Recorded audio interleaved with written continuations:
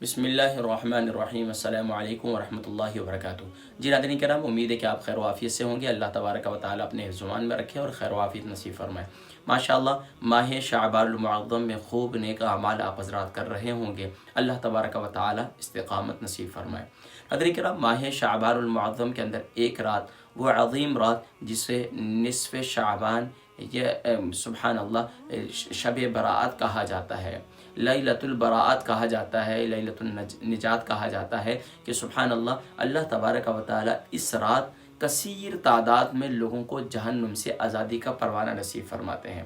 اور سبحان اللہ کتنے خوش نصیب ہیں وہ لوگ جو سبحان اللہ جنہیں اللہ تبارک و تعالی اس رات جہنم سے آزادی کا پروانہ نصیب فرمائیں گے۔ اسی طریقے سے ناظرین کرام، احادیث طیبات کے اندر یہ بھی ملتا ہے کہ آقا علیہ الصلوۃ والسلام نصف شعبان سے متعلق آقا علیہ الصلوۃ والسلام نے یہ بھی ارشاد فرمایا کہ اللہ تبارک و تعالی اس رات میں فیصلے فرماتے ہیں ہر ایک کے دنیا میں آنے کے، دنیا سے جانے کے، یعنی کہ گویا کہ جس نے دنیا میں جن کے اللہ تبارک و تعالیٰ نے اولاد کی نعمت دینی ہے، سبحان اللہ اس کے فیصلے بھی ہو جاتے ہیں۔ جنہیں اللہ تبارک و تعالیٰ نے کل نفس ذائقۃ الموت کے تقاضوں کو پورا کرنا ہے، سبحان اللہ ان کے فیصلے بھی ہو جانے ہیں۔ اور یقیناً ناظرین کرام، پچھلے سال میرے اور آپ کے کتنے عزیز تھے جو اس دنیا کے اندر، اس دنیا فانی میں میرے اور آپ کے ساتھ تھے، لیکن پچھلی 15ویں شب کو جو فیصلے ہوئے الحمدللہ اس پر عمل درآمد ہوا، اور وہ دنیا سے کسی نہ کسی بہانے کے طفیل وہ دنیا سے انہوں نے جانا تھا، اور وہ اللہ کے فیصلے پورے ہوئے۔ ناظرین کرام، یقیناً بہت سی عجیب سانحات بھی پچھلے مہینے میں رونما ہوئے، خاص طور پر کرونا وائرس جو چلا، سب یہ بہانے ہیں۔ ہمارا یہ عقیدہ، ہمارا یہ ایمان ہے، فَإِذَا جَاءَ أَجَلُهُمْ لَا يَسْتَأْخِرُونَ سَاعَةً وَلَا يَسْتَقْدِمُونَ۔ جب انسان کی اجل اور موت آتی ہے، نہ تو پہلے آئے گی نہ بعد میں، جو وقت مقررہ ہے سبحان اللہ اس میں موت کا فیصلہ ہو جانا ہے۔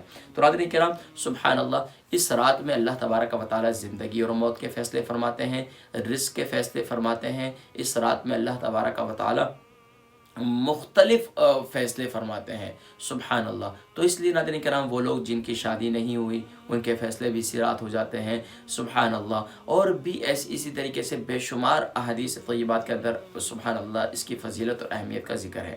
یہاں تک کہ ناظرین کرام، جس بات کی طرف میں نے آپ کی توجہ دلانی ہے وہ یہ ہے کہ ناظرین کرام، کیونکہ میں نے اور آپ نے فکر کرنی ہے، اور فکر کے بعد میں نے اور آپ نے ایک کوشش کرنی ہے کہ میں اور آپ اللہ تبارک و تعالیٰ کے نیک بندوں میں شامل ہو جائیں۔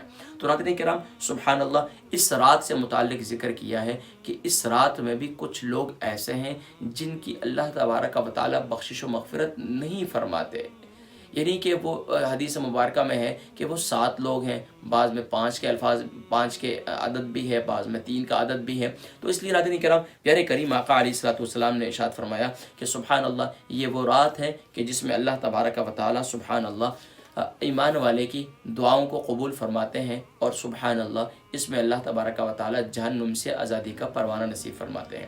لیکن 7 بندے ایسے ہیں کہ جن کی اس رات بھی بخشش و مغفرت نہیں ہوتی، اور ان میں سے نمبر 1 مشرک ہے، اور نمبر 2 کینہ پرور، یعنی کہ مشرک جو اللہ کے ساتھ کسی کو شریک کرتا ہے، کینہ پرور یعنی کہ جو دل میں کسی کے لیے کینہ رکھے۔ دیکھیں بغض کیا ہوتا ہے؟ بغض یہ ہے کہ آپ نے کسی سے نفرت رکھی، کسی کو اچھا نہیں سمجھ رہے ہیں، کسی کے بارے میں نفرت رکھ رہے ہیں۔ لیکن کینہ پرور وہ ہوتا ہے جو دل میں کینہ رکھتا ہے اور دوسرے کو نقصان پہنچانے کے در پہ ہوتا ہے، اور دوسرے کے نقصان پر خوشی کا اہتمام بھی کرتا ہے، خوش بھی ہوتا ہے۔ تو کینہ پرور کی بھی اس رات بخشش و مغفرت نہیں ہوتی۔ اور اس کے علاوہ شرابی کی بھی بخشش و مغفرت، جو شراب نوشی کرتا ہے، مسلمان اور شراب نوشی، ناظرین کرام دور حاضر کے اندر افسوس کے ساتھ یہ بات کہنی پڑتی ہے کہ مسلمان گھرانوں میں بھی، اور UK یورپ کے اندر تو بڑی عجیب سی صورتحال ہے۔ اللہ تبارک و تعالیٰ سب کو نیک صالح مطیع اور فرمانبردار بنائے۔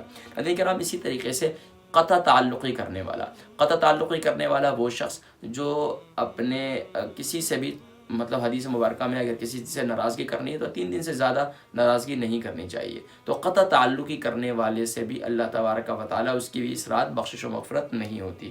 اسی طریقے سے فرمایا کہ شلوار ٹخنے سے نیچے لٹکانے والا، یعنی کہ دیکھیں مرد ہو کر اگر شلوار کو ٹخنے سے نیچے لٹکائے گا تو یہ بھی حدیث مبارکہ میں ہے، سبحان اللہ پیارے کریم آقا علیہ الصلوۃ والسلام نے ارشاد فرمایا کہ جو کوئی بھی ٹخنے سے نیچے شلوار لٹکائے گا تو وہ کل جہنم میں وہ جلے گا۔